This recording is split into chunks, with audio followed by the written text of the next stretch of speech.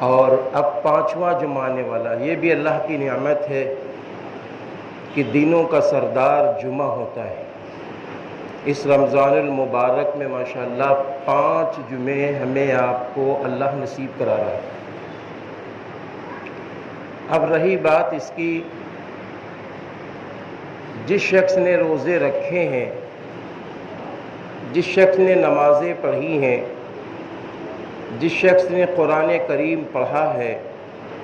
دعا و مناجات کا اہتمام کیا ہے، میں سمجھتا ہوں کہ اس کے لیے یہ بات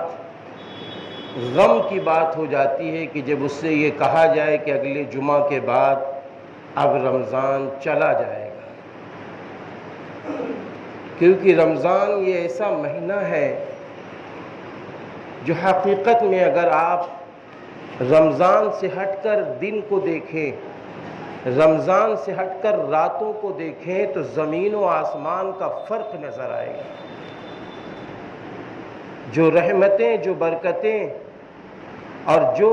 دل کو راحت و سکون رمضان المبارک میں ملتا ہے وہ غیر رمضان میں نہیں ملتا ہے۔ اس لیے میرے بھائیوں، ابھی رمضان کے چند لمحے باقی، آج 22واں روزہ ہے، شب قدر کی آج 23ویں رات ہے۔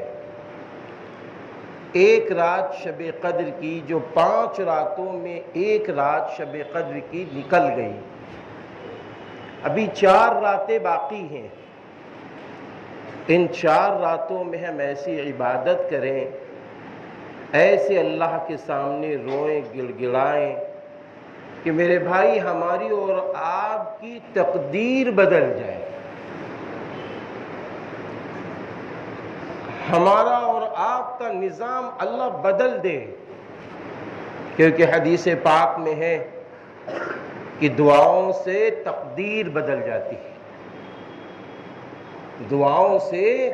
تقدیر بدل جاتی ہے۔ اس لیے ہمیں ایسی اللہ سے دعا کرنی ہے رو رو کے کہ اے اللہ، اگر میرے مقدر میں جو لکھا ہے تجھے معلوم ہے،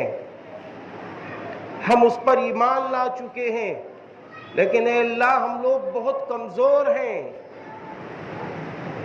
اے اللہ ہمیں دنیا کے اندر ایمان بھی چاہیے، ایمانی طاقت بھی چاہیے، ایمانی شان بھی چاہیے، ایمانی عزت بھی چاہیے،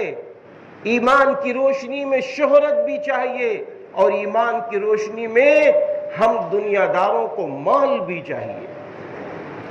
ایمان کی روشنی میں ہمارے بچے مالدار بھی ہوں، ہمارے بچے دیانتدار بھی ہوں، ہمارا گھر کا نظام ایمان کی روشنی میں آگے بڑھتا رہے، ایسا ماحول بنا دیجیے۔